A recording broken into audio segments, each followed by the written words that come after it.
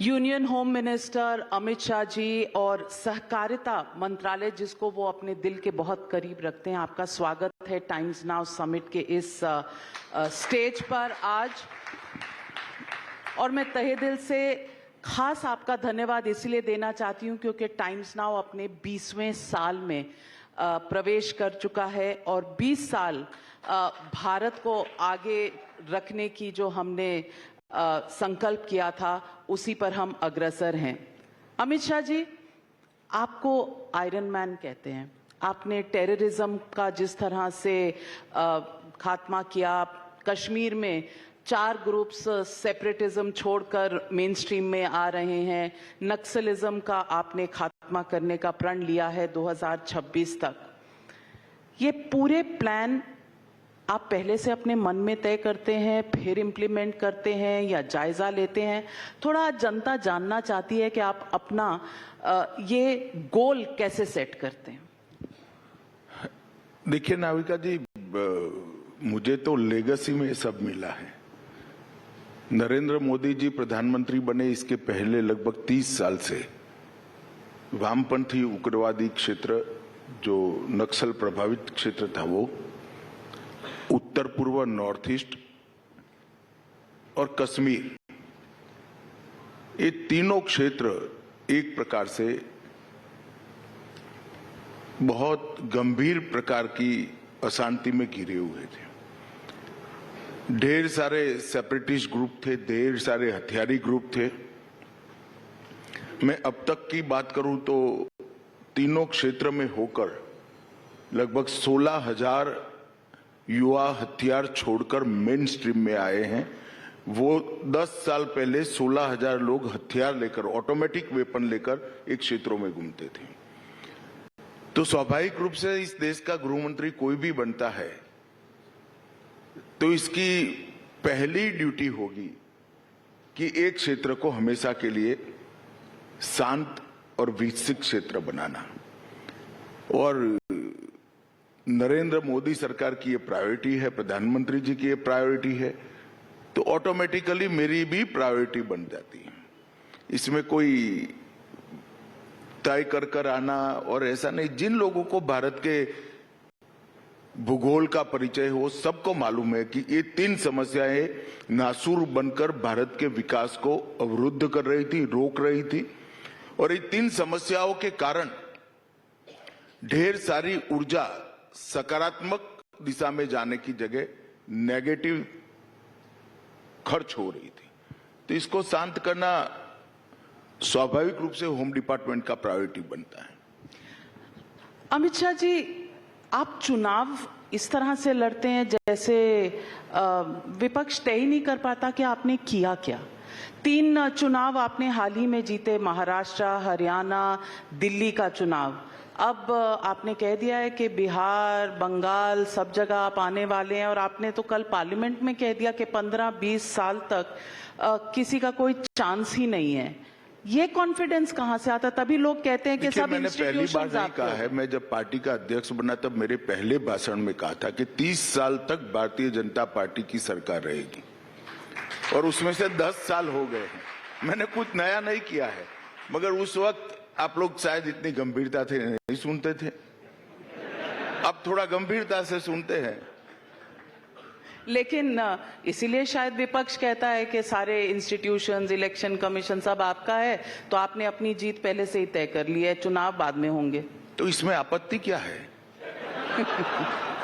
लोकतंत्र के अंदर कोई भी पार्टी का विजय वो पार्टी के परफॉर्मेंस के आधार पर होता है। जब आप परफॉर्मेंस करते हो तो स्वाभाविक रूप से कॉन्फिडेंस होता है कि जनता हमें स्वीकार करेगी। जो परफॉर्म नहीं करते हैं उनका आत्मविश्वास नहीं होता है। और मैं मानता हूं कि इस 10 साल में भारतीय जनता पार्टी ने नरेंद्र मोदी जी के नेतृत्व में न केवल केंद्र सरकार, जहां जहां भारतीय जनता पार्टी की सरकारें रही, वहां स्थितियों को बदलने में हमने सफलता प्राप्त की और इसलिए विश्वास आता है। नेता विपक्ष राहुल गांधी कहते हैं कि वो 10 दिन से कोशिश कर रहे हैं पार्लियामेंट में कुछ कहने की, आप इजाजत ही नहीं देते उनको, सरकार बोलने नहीं देती। देखिए नाविका जी, राहुल गांधी को शायद मालूम नहीं होगा, आपको तो मालूम होना चाहिए पार्लियामेंट में बोलने के रूल होते हैं। बजट पर चर्चा हुई, उनको 42% टाइम दिया गया, जो उनको तय करना है किसको बोलना है, हम कैसे रोक सकते हैं। सब डिपार्टमेंट पर चर्चा हुई, बड़ा 40% टाइम विपक्ष को दिया गया। वो विपक्ष के सम्मानीय नेता है, वो वियतनाम थे, कैसे बोल सकते हैं। फिर जब मैं आऊंगा तब बोलूंगा, ये पार्लियामेंट है भाई, ये पार्टी का दफ्तर नहीं है। यहाँ कुछ रूल्स बने हैं, नियम बने हैं, और फिर चिल्लाते रहना सिंपैथी प्राप्त करने के लिए। सिंपैथी इस तरह से प्राप्त नहीं होती है।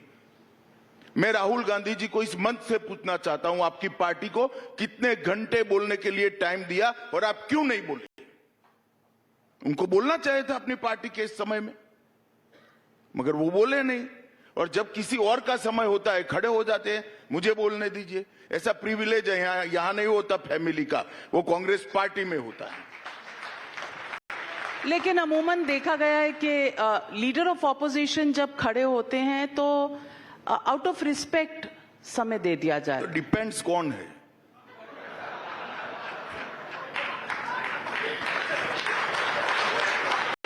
पद का रिस्पेक्ट नहीं है, इंसान का रिस्पेक्ट होता है। ऐसा है नाविका जी, पद के साथ साथ आप कितनी संजीदगी से इस पद का कार्यभार वहन कर रहे हो, इसका भी महत्व होता है। आप कभी भी खड़े हो जाओगे और कहोगे कि मैं लीडर ऑपोजिशन हूं, ऐसे नहीं होता है। पार्लियामेंट के रूल्स बने आज के नहीं है, कांग्रेस के जमाने से बने। हमारे आने के बाद एक भी रूल हमने नहीं बदला है, पहले से पार्लियामेंट इसी रूल्स से चलती है। इसकी परंपरा है, अध्यक्ष के निर्णय हैं, ये सब मिल मिलाकर पार्लियामेंट चलती है।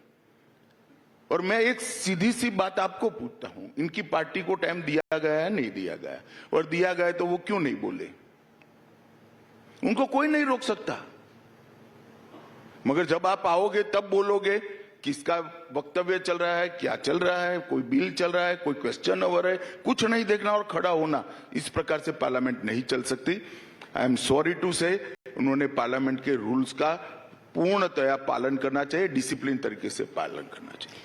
विपक्ष कहता है कि देश में एक अनसेड इमरजेंसी चल रही है, किसी को बोलने की इजाजत नहीं है। कैसे मालूम पड़ा? बोले तब तो आपको मालूम पड़ा। अगर इमरजेंसी होती तो ऐसा बोलते ही जेल में जाते। ये धड़ल्ले से बोलते हैं ना, इमरजेंसी का डॉक्यूमेंट दिखाए बगैर इमरजेंसी बोल रहे। इससे ज्यादा आजादी क्या हो सकती है कि जबकि इमरजेंसी नहीं है और आप कहोगे इमरजेंसी है। वो कहते हैं फ्रीडम ऑफ स्पीच को आप ऑनर नहीं करते। देखिए, आपके मंच में यहां आकर बैठते तो स्वतंत्रता थी या नहीं थी? नहीं, हम तो बॉयकॉटेड लिस्ट में हैं। नहीं, आप नहीं, कहीं पर भी नहीं जाते हैं। फ्रीडम ऑफ स्पीच, कल प्रेस कॉन्फ्रेंस रख ले, चलो, कौन रोकता है। वो कहते हैं कि सवालों के जवाब नहीं देती आपकी सरकार बुलडोज करती है, आपकी सरकार में मुसलमानों के हक छीने जाते हैं, और कह रहे हैं कि इस देश का मुसलमान डरा हुआ है क्योंकि आप वक्फ बिल लेकर आने वाले हैं। देखिए, वक्फ बिल से किसी को भी डरने की जरूरत नहीं। 2013 में कांग्रेस पार्टी ने पार्लियामेंट के अंतिम सेशन में कोई लंबी बहस के बगैर वक्फ बिल को पारित कर लिया, और वो बिल पारित कर अपनी अपीसमेंट की पॉलिसी को आगे बढ़ाने के लिए, वोट बैंक क्रिएट करने के लिए ढेर सारे ऐसे प्रावधान कर दिए जो हमारे संविधान से ही मेल नहीं खाते। हम वक्फ बिल को संविधान से संरेखित करने का काम कर रहे हैं। कोई भी बिल, कोई भी कानून संविधान के स्पिरिट से ऊपर नहीं हो सकता है। एक फैसला वक्फ बोर्ड करता है, उसको देश की अदालत में चुनौती नहीं दे सकते। ऐसा भारत जैसे देश में कैसे चल सकता है? कभी नहीं हो सकता। और हुआ है, मैं आपको बताता हूं, दिल्ली के 123 प्राइम लोकेशन की प्रॉपर्टी को वक्फ घोषित कर दिया, और कानून क्या बनाया, इसको आप चैलेंज नहीं कर सकते हो। प्रयागराज में चंद्रशेखर आजाद गार्डन, जहां चंद्रशेखर आजाद जी ने अंतिम सांस ली, उसको वक्फ की प्रॉपर्टी घोषित कर दिया गया। अब कोई मौलाना साहब कहते हैं पार्लियामेंट और राष्ट्रपति भवन वक्फ है। ईडन गार्डन्स भी। अब भाई ये कैसे चलेगा? हमने इतना ही बदलाव किया है कि कोई भी निर्णय होगा वो निर्णय कानून की अदालत में इसको चुनौती दे सकते हैं, तो सरकार के निर्णय को भी दे सकते हैं। वह कभी क्यों? तो क्या सरकार ऐसे रोएगी कि हमारा अधिकार ले लिया? सरकार के कानून भी चैलेंज होते हैं। और ये पूरा पचड़ा जब पार्लियामेंट में चर्चा होगी, दूध का दूध पानी का पानी हो जाएगा। ये देश के माइनॉरिटी को, विशेषकर मुस्लिम भाइयों बहनों को गुमराह करना चाहता है। मैं इनको कहना चाहता हूं, आपके अधिकार पर कोई तराप मारने की बात। अब कहते हैं हमारी मस्जिदें छीन लेंगे। ये रिट्रोस्पेक्टिव इफेक्ट से बिल नहीं आ रहा है, कैसे छीनी जाएगी? बिल आगे के समय के लिए है। आप 2013 में जो बिल लेकर आए थे वो रिट्रोस्पेक्टिव इफेक्ट से था, मगर वोट बैंक कंसोलिडेट करने के लिए झूठ पर झूठ, झूठ पर झूठ, झूठ पर झूठ बोलते जाना। इतने साल से इतने चुनाव हारे फिर भी सीखते नहीं है। हम क्या कर सकते बताइए? लेकिन कुछ मेंबर ऑफ पार्लियामेंट, ओवैसी जैसे तो ब्लैक बैंड पहनकर आते हैं पार्लियामेंट में। ये बिल आएगा तो बहुत हंगामा होगा। देखिए, उनका विरोध करने का अधिकार है। कोई कपड़ों से करता है, कोई शब्दों से करता है। शब्द नहीं होता तो कपड़ों से करते हैं। हम क्या कर सकते हैं? बाकी पार्लियामेंट में तो बोलकर विरोध करना चाहिए, तर्क से विरोध करना है, लॉजिक से विरोध करना चाहिए। तो आपने कहा कि ये बिल रेट्रोस्पेक्टिव नहीं होगा। अगर रेट्रोस्पेक्टिव नहीं होगा तो तमिलनाडु में एक मंदिर का लैंड जो है 1500 साल पुराना मंदिर, उसको जो वक्फ बताया गया है, उस मंदिर का क्या? ऐसा है, मैंने जो रिट्रोस्पेक्टिव इफेक्ट नहीं होगी ये कहा है, इन नई वक्फ की प्रॉपर्टियों को और पुरानी वक्फ की प्रॉपर्टियों के डिस्प्यूट को कहा है। डिस्प्यूट कोर्ट में तो जा ही सकते हैं, हम कैसे छीनेंगे? सरकार नहीं कर सकती है। डिस्प्यूट कोर्ट में तो जा ही सकते हैं। किसी का भी फैसला डेमोक्रेटिक कंट्री में कानून की अदालत में न जाए, इस प्रकार का कानून नहीं होना चाहिए। तो अगले हफ्ते में, और वो कानून को भी चैलेंज कर सकते हैं। जो कानून बनता है उसको भी तो कोई कोर्ट में चैलेंज कर सकता है। ढेर सारे 370 को भी चैलेंज किया था, सीए को भी किया है। चैलेंज हो ही सकते हैं कानून। अगर वो कॉन्स्टिट्यूशन के 4 कॉर्नर में नहीं है तो कोर्ट इसका संज्ञान लेंगी। तो अगले हफ्ते वक्फ संशोधन बिल पार्लियामेंट में मूव कर देंगे? देखिए, पार्लियामेंट का टाइम टेबल मुझे मालूम नहीं है, मगर इसी सत्र में हम वक्फ संशोधन का बिल रखेंगे। और जितना ऑपोजिशन है, दिल्ली के जंतर मंतर में तमाम पार्टियां वहां जाकर उन्होंने कहा कि वो मतलब खून भी दे देंगे, अपोज जी, मैंने कहा ना, इमरजेंसी नहीं है। हर कोई विरोध कर सकता है, प्रदर्शन कर सकता है। इमरजेंसी कहाँ है? आप उन पर इल्जाम लगाते हैं कि वो अपीजमेंट करते हैं। सौगातें मोदी जो ईद पर भेजी जा रही है, वो अपीजमेंट नहीं है? नहीं, इसमें क्या अपीजमेंट है? आपने होली भेजी नहीं, बैसाखी भेजेंगे? कई कार्यकर्ताओं ने भेजा है। आपको इंटरेस्ट सौगाते मोदी में है, आपको मतलब मीडिया को। नहीं, होली की भेजी थी। हमारा तो 15 अगस्त का भी कार्यक्रम होता है, 26 जनवरी का होता है, जन्माष्टमी का होता है, रामनवमी देखना कैसे मनाते हैं। इसमें कोई आपत्ति नहीं, मगर आपको सिर्फ यही दिख रहा है। आजकल सवाल इस पर उठ रहे हैं कि पॉलिटिक्स में चुनाव आ रहे हैं, तो बिहार का चुनाव आ रहा है, वहां नीतीश जी असेंबली में कुछ ऐसी बातें कर रहे हैं, कभी नेशनल एंथम चल रहा है, चल पड़ रहे हैं। तो क्या चुनाव की ये जो गठबंधन है ये दुरुस्त है, फर्म है? गठबंधन दुरुस्त है। हमारे सभी के सभी जिलों में एनडीए के सभी घटक दलों के जिला स्तर के संयुक्त सम्मेलन भी हो चुके हैं। सभी कार्यकर्ता एकजुट हैं। हमने बिहार के विकास के लिए मोदी जी की सरकार ने, नीतीश जी की सरकार ने ढेर सारे काम भी किए हैं। मैं बिहार लगातार जाता हूं, अभी 29 को भी जाने वाला हूं।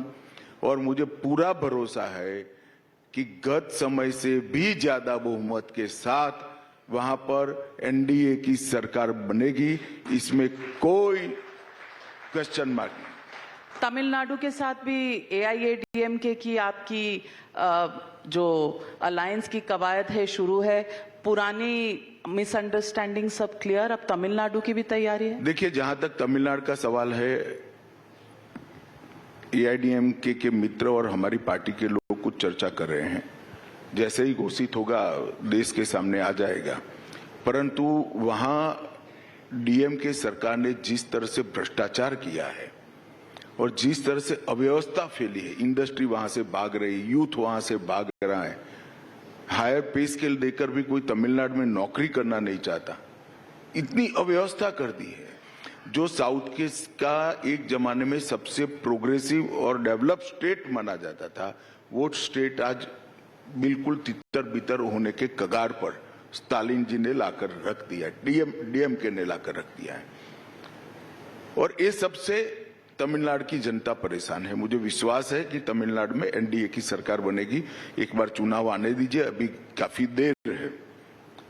बहुत सारा जनता का संकल्प जब तमिलनाडु में जाते हैं तो दिखाई पड़ता है। मैं विगत 2-1.5 महीने में 3 दिन जाकर आया हूं, डिटेल प्रवास किया है मैंने, 4 जिलों में गया हूं। मैं बताता हूं वहां की पल्स जो है एडीएम के सरकार को उखाड़ फेंकने की। लेकिन लोकसभा चुनाव में तो बहुत ज्यादा सक्सेस आपको नहीं मिला था। किस बेसिस पर आप इतने ऑप्टिमिस्टिक हैं? अब काउंटिंग होगा तो बेसिस मालूम पड़ ही जाएगा, मगर नाविका जी ये लीक कर रखेगा, काउंटिंग के दिन मुझे फोन करिएगा। वहां एनडीए की सरकार अच्छे बहुमत के साथ बनने जा रही है। आप इसलिए कह रहे हैं क्योंकि न्यू एजुकेशन पॉलिसी तमिलनाडु की सरकार ने अडॉप्ट करने से मना कर दिया है, उस पर एक बहुत बड़ा स्टैंड ऑफ है, इसका कोई हल है? देखिए, एडॉप्ट कर मना किया है, पहले इन्होंने एडॉप्ट कर लिया था।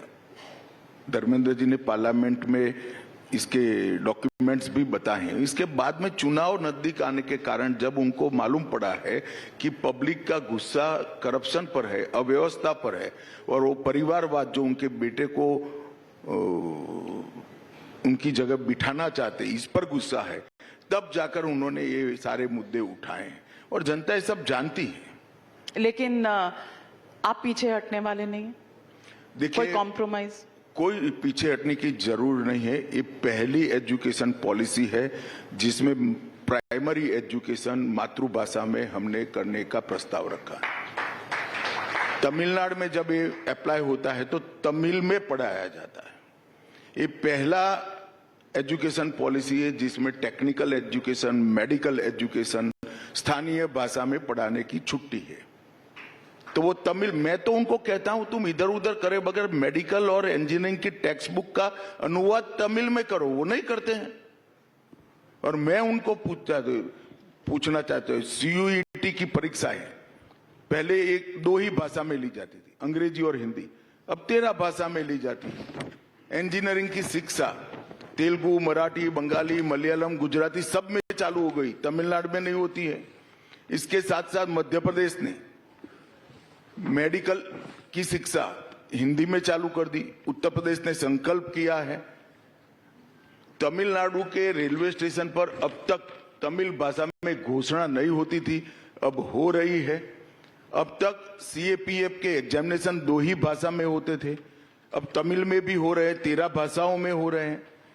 और उच्च शिक्षा में हमने लगभग 1500 ग्रेजुएशन के पुस्तकों का 13 भाषा में अनुवाद किया है।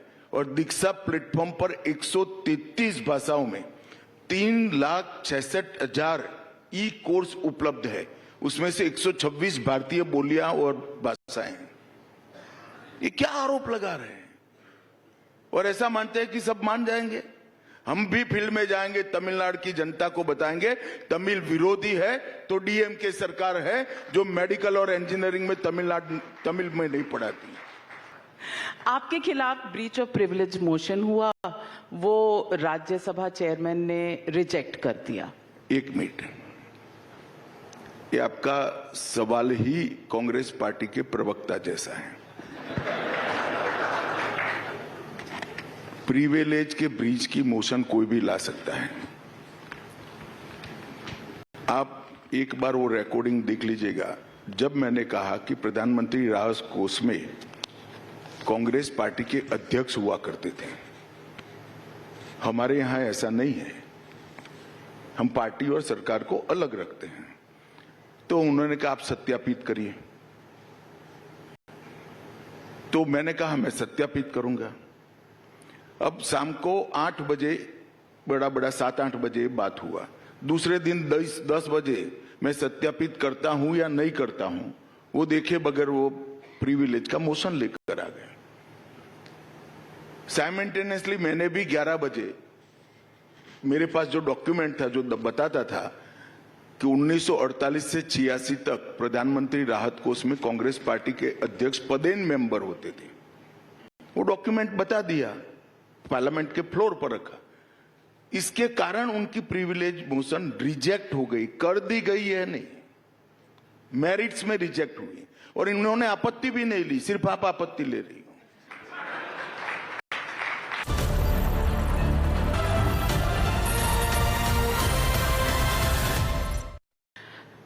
राहुल गांधी ने बहुत सवाल उठाए थे जो इलेक्शन कमिश्नर्स और चीफ इलेक्शन कमिश्नर की नियुक्ति के मामले थे।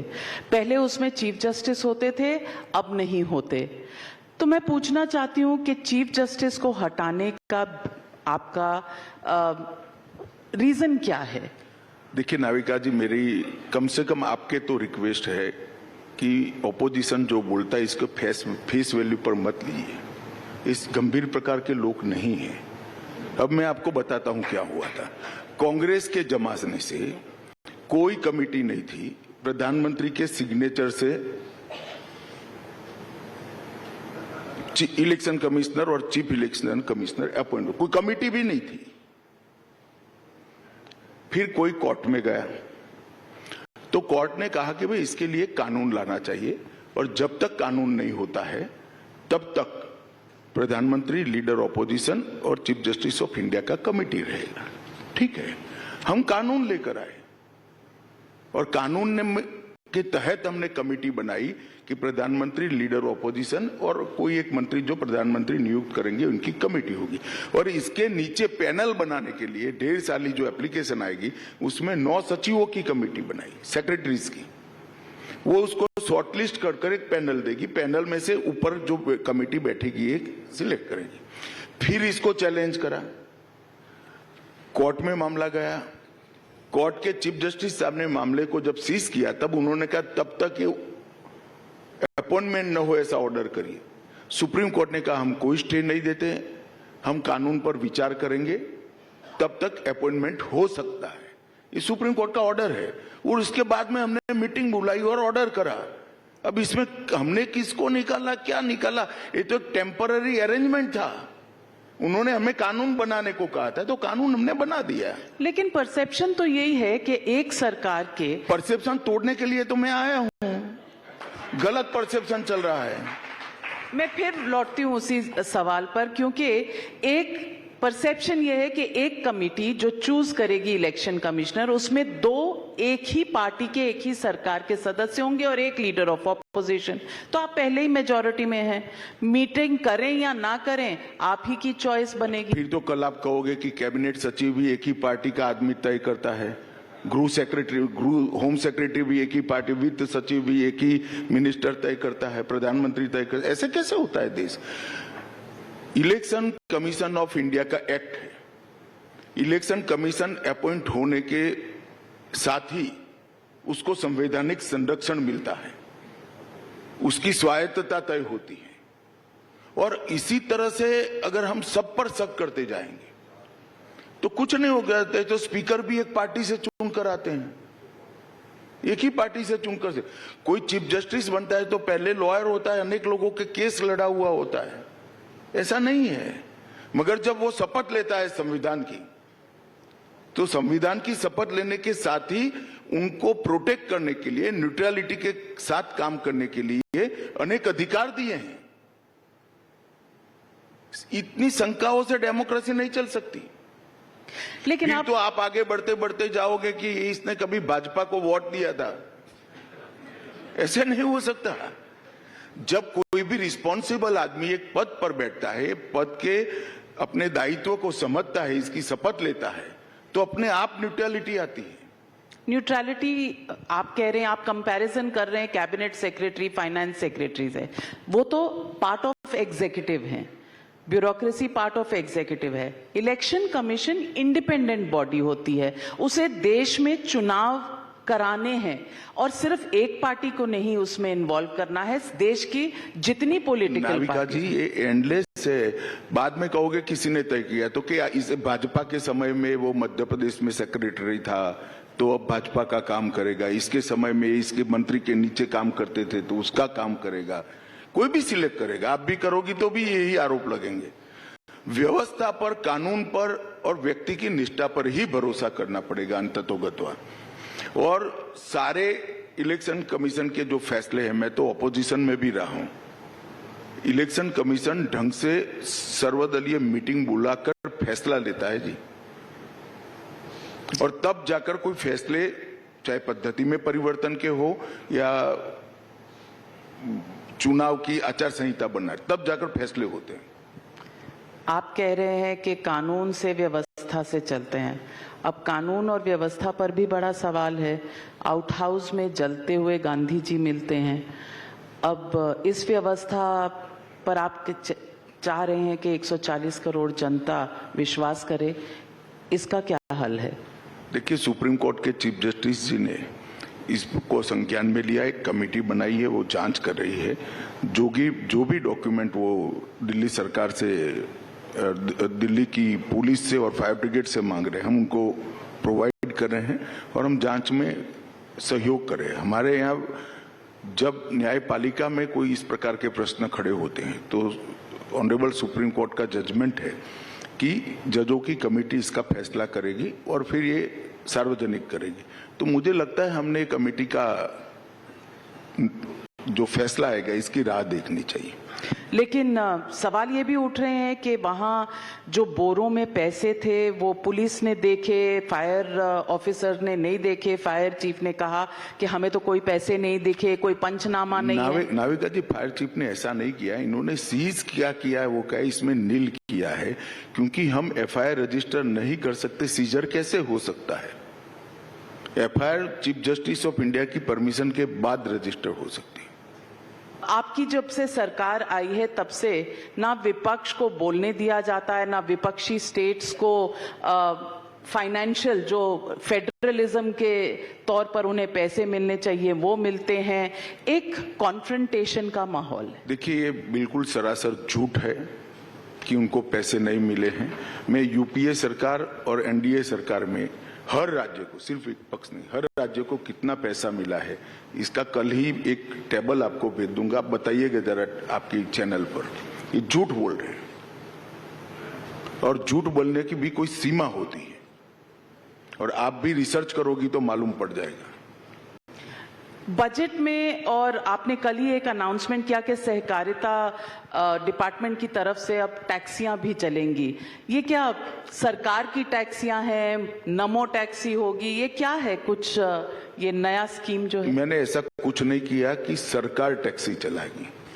मैंने ऐसा कहा कि एक कोऑपरेटिव संस्था बन रही है जो कोऑपरेटिव बेसिस पर टैक्सी देश भर में चलाएगी, जिसमें 2 व्हीलर भी होगा, 3 व्हीलर भी होगा और 4 व्हीलर भी होगा। वो कोऑपरेटिव संस्था कर रही है, भारत सरकार का काम व्यापार करना नहीं है। मैंने इंफॉर्मेशन दिया, मैंने ये भी कहा कि कोऑपरेटिव सोसाइटी, एक कोऑपरेटिव सोसाइटी इंश्योरेंस के क्षेत्र में आगे आ रही है। तो अब इसमें सहकार और सरकार, जो अंग्रेजी में पढ़े हैं उनको जल्दी मालूम नहीं पड़ता है, इसके कारण थोड़ा कंफ्यूजन हो गया। अच्छा किया आपने पूछ लिया, तो आज सरकार मतलब गवर्नमेंट और सहकार मतलब कोऑपरेटिव। तो कोऑपरेटिव चलाएंगे, वो तो कोई भी चला सकता है। नाविका जी, आप भी चला सकती हो टैक्सी। बिल्कुल, अब यही करना बाकी रह गया, यही करेंगे।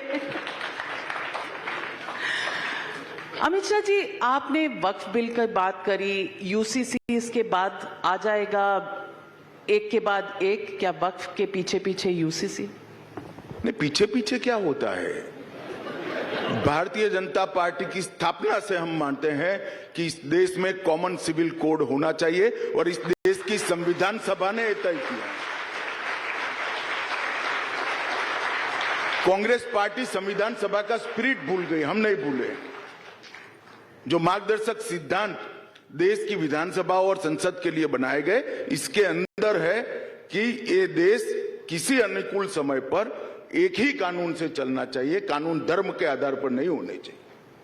और मेरी पार्टी की स्थापना हुई तब से एक भी घोषणा पत्र ऐसा नहीं है जिसमें हमने नहीं कहा है कि हम यूसीसी लेकर आएंगे। पीछे आगे क्या होता है, हमारा कमिटमेंट है। हमने कहा था 370 हटाएंगे, हटा दिया। हमने कहा था राम मंदिर बनाएंगे, बना दिया। और हमने कहा था यूसीसी लेकर आएंगे, यूसीसी भी आएगा। आपके अलायंस पार्टनर्स, क्योंकि अब तो कोalition की वो हम पर छोड़ दो ना थोड़ा बहुत तो फिर टाइमलाइन बता दीजिए, यूसीसी कब तक? 11 साल हो गए। देखिए नाविका जी, यूसीसी बहुत बड़ा एक सामाजिक और एक प्रकार से करोड़ों लोगों की जीवन को छूने वाला कानून है। हमने उत्तराखंड में एक निवर्तमान सुप्रीम कोर्ट की जज साहिबा की अध्यक्षता में कमेटी बनाई थी, जिसने एक रिपोर्ट दी, जिसको उत्तराखंड सरकार ने एडॉप्ट कर लिया। अब इसकी रिलीजियस स्क्रूटनी होगी, लीगल स्क्रूटनी होगी और इसके बाद एक सुझाव भी आएंगे। इस सारों को समाहित कर कर धीरे धीरे भारतीय जनता पार्टी रूल्ड सब स्टेट के अंदर यूसीसी आएगा। गुजरात ने भी अब कमेटी बना दी है और भी स्टेट इसका स्टडी कर रहे हैं। तो कोई टाइम टेबल नहीं है, जैसे जैसे स्टेट स्टडी पूरा करता जाएंगे आगे बढ़ता जाएगा। परंतु भारतीय जनता पार्टी का एजेंडा है कि हम यूसीसी जहां भारतीय जनता पार्टी की सरकार है वहां लेकर आएंगे। और मेरे लिए तो भारतीय जनता पार्टी के इस कालखंड में मैं कार्यकर्ता हूं, नेता हूं, मेरे लिए बड़ा सौभाग्य का सवाल है कि दीनदयाल जी से लेकर श्यामा प्रसाद मुखर्जी से लेकर अडवाणी तक जितने भी वादे थे वो नरेंद्र मोदी जी ने 10 साल के अंदर एक कालखंड में पूरे कर दिए। इस कार्यकाल में यूसीसी भी होकर रहेगा? इस कार्यकाल में 29 तक में यूसीसी भी होकर रहेगा? नहीं, यूसीसी कहाँ इस कार्यकाल में करना है, उसके पहले भी हो सकता है। तो चालू है, ऑनगोइंग प्रक्रिया है। अभी अभी उत्तराखंड सरकार ने इसके रूल्स फ्रेम करे हैं। कानून और रूल्स सभी हमारी राज्य सरकारें स्टडी कर रही हैं, अपने अपने डिजाइन के हिसाब से आगे बढ़ेगी। एक और मुद्दा है जो बहुत सी पॉलिटिकल पार्टीज को इस वक्त टेंशन दे रहा है, वो है डीलिमिटेशन का मुद्दा। साउथ की डीएमके ने उठाया है, तमाम साउथ के राज्य कह रहे हैं कि उन्होंने पॉपुलेशन पर कंट्रोल किया तो इसकी उनको सजा मिलेगी, क्योंकि जब डीलिमिटेशन की एक्सरसाइज होगी और आप 543 सीट से पार्लियामेंट लोकसभा को 750 सीट्स करेंगे तो उनका हक मारा जाएगा। देखिए नाविका जी, 2026 में तमिलनाडु में चुनाव है। अब मुझे बताइए कि अगले 5 साल इन्होंने मुद्दा क्यों नहीं उठाया, और अभी क्या हुआ है तो उठाएंगे। सिर्फ चुनाव है इसलिए उठाते हैं। आज 2026 में डिलिमिटेशन का मामला उठाने का तर्क क्या है? क्या सरकार ने डिलिमिटेशन एक्ट लेकर आई है? क्या नहीं लाई है? क्या सरकार ने घोषणा करी है कि इस पद्धति से हम डिलिमिटेशन करेंगे? नहीं करी है। तो 5 साल आप चुप कर कर भ्रष्टाचार कर कर घर भरते रहे। जब हारने की कगार पर आ गए तब डिलिमिटेशन, लैंग्वेज, ये सारे इश्यू उठा रहे हो। तमिलनाडु की जनता समझती नहीं है। फिर भी जब उन्होंने उठाया तो मैं बहुत स्पष्ट कर देना चाहता हूं कि भारतीय जनता पार्टी की सरकार की ये नीति है, मोदी जी की नीति है। डिलिमिटेशन जब भी होगा किसी को 0.001% भी अन्याय नहीं होगा। कास्ट सेंसस पर राहुल गांधी रोज डिमांड करते हैं, आपका इस पे क्या डिसीजन है? देखिए, राहुल गांधी जी का तो ऐसा है कि किसी ने कुछ लीक कर दे दिया, इससे चुनाव जीत जाएंगे, तो वो बोलते रहते हैं। कास्ट सेंसस का अब तक का इतिहास है, जाति जनगणना 1947 से देश आजाद हुआ तब से 2013 तक जितनी कांग्रेस की सरकारें रही, इन्होंने इनके खिलाफ रिजोल्यूशन किया है, कांग्रेस ने ही विरोध किया है। दूसरी बात, 2013 में एक सामाजिक सर्वेक्षण कराया गया, उसमें जाति की गणना की, इसको जस का तस छोड़ दिया। 11 में कराया, मगर उसको जस का तस छोड़ दिया, रिजल्ट भी नहीं, क्योंकि 48 लाख जाति आ गई थी। अब हम टेक्नोलॉजी का उपयोग करके क्या क्या पॉसिबिलिटी है, कैसे कर सकते हैं, उपजाति क्या होती है, सारी चीजों पर अभी काम कर रहे हैं। जैसे ही तय हो जाएगा हम सार्वजनिक करेंगे उसको। पर जाति जनगणना होगी। मैंने क्या कहा, किस प्रकार से जनगणना करेंगे वो जैसे ही तय हो जाएगा हम इसको सार्वजनिक करेंगे। राहुल गांधी ये भी कहते हैं कि मेरिट का आइडिया सही नहीं है, रिजर्वेशन। मुझे कांग्रेस पार्टी की पॉलिसी ही लगती है, वरना ऐसे ऐसे अध्यक्ष मेरिट नहीं देखते। तो आप समझते हैं मेरिट, क्योंकि मैं नहीं समझता, राहुल जी समझते हैं। लेकिन 4% मुस्लिम रिजर्वेशन इन कॉन्ट्रैक्ट्स है, इस पर आपने और आपकी पार्टी ने ऑब्जेक्शन उठाया है। संविधान में अगर ये अलाउड नहीं है तो आप अब तक कोर्ट क्यों नहीं गए? देखिए, कोर्ट में जाने के अलावे भी कई रास्ते हैं, और जब पॉलिटिकल पार्टियां कोर्ट जाती है, इससे ज्यादा अच्छी बात है कि जिनका अधिकार मारा जाता है वो कोर्ट में जाए। इससे SC, ST, OBC, जब मुस्लिम आरक्षण आप शिक्षा में लेकर आते हो, नौकरियों में लेकर आते हो, तो ST, SC, OBC सबका अधिकार मरता है। और जब 4% आरक्षण कॉन्ट्रैक्ट में लेकर आता हो तो पूरे राज्य का अधिकार का हानि होता है, क्योंकि फिर बड़े रेट से भी जो टेंडर डालेगा उसको ठेका देना पड़ेगा, कॉन्ट्रैक्ट देना पड़ेगा, क्योंकि वो भरने वाला मुसलमान है। मैं तो आज के कार्यक्रम के माध्यम से पूरे देश की जनता को पूछना चाहता हूं कि कांग्रेस पार्टी की पॉलिसी है कि कॉन्ट्रैक्टरों में 4% मुसलमानों को कॉन्ट्रैक्ट दिया जाए। कॉन्ट्रैक्ट क्वालिटी और कीमत के आधार पर देना चाहिए या धर्म के आधार पर देना चाहिए, ये देश की जनता को तय करना है। और हमारा संविधान किसी भी धर्म के आधार पर किसी भी प्रकार के आरक्षण को सहमति नहीं देता है। ये जब भी देश की अदालतों में आएगा अपने आप स्ट्रक डाउन हो जाएगा। उनको भी मालूम है स्ट्रक डाउन हो जाएगा, मगर एक लॉलीपॉप पकड़ाने के लिए किया है। लॉलीपॉप का जमाना है, तो मैं ये पूछूंगी कि एक पिटीशन डाली गई है और पिटीशन में राहुल गांधी की सिटीजनशिप चैलेंज हुई है। अब सिटीजनशिप का लेखा जोखा तो होम मिनिस्ट्री में ही होगा। मगर पिटीशन यहाँ नहीं है ना, कोर्ट में है। नहीं तो वहां बता देंगे ना, आप क्यों चिंता करती हो? नहीं तो आपने तहकीकात तो की होगी। देखिए, मैं इस तरह से नहीं बता सकता किसी भी नागरिक की सिटीजनशिप के साथ। इसलिए एक बड़ा गंभीर मामला होता है, सबके स्वमान के साथ जुड़ा हुआ मामला है। चूंकि वो विपक्ष में है, मैं इस तरह की ओछी राजनीति नहीं करता। कोर्ट जब हमें नोटिस निकालेगा उचित स्तर पर इसका एफिडेविट दायर कर दिया। बुलडोजर जस्टिस पर आपका क्या विचार है? मेरे विचार का कोई मतलब नहीं है। मेरे पास ना बुलडोजर है ना कुछ है। मैं तो गृह मंत्रालय देखता हूं, देश की सीमाओं की सुरक्षा करता हूं। जिनका काम है वो देखे। बीजेपी 2023 से नया अध्यक्ष डिक्लेयर करने वाली थी, अब तो 2025 आ गया। 2023 ऐसा किसी ने नहीं कहा है। आप लोग आकलन लगा देते हो, आकलन झूठा साबित होता है जनता में। तो आपने कहा था, आपने नहीं किया, मगर हमने कभी नहीं कहा 2023, कभी नहीं किया, कभी नहीं कहा है। वो हो जाएगा। सबसे रेगुलर चुनाव कराने वाली पार्टियों में से एक भारतीय जनता पार्टी है। हमारे जिला स्तर के चुनाव, राष्ट्रीय अध्यक्ष का तो एक इकाई है। हमारे यहाँ बूथों के, लाखों बूथों के चुनाव हो गए। तहसील मतलब तहसील भारतीय जनता पार्टी, मंडल के चुनाव हो गए, जिलों के हो गए, स्टेट के भी कमोबेश सब ये 4-5 दिन में डिजाइन है, सब हो जाएगा 80%। तो हमारे चुनाव समाप्ति में तो अध्यक्ष का भी हो जाएगा। 100 साल राष्ट्रीय स्वयंसेवक संघ के हो रहे हैं।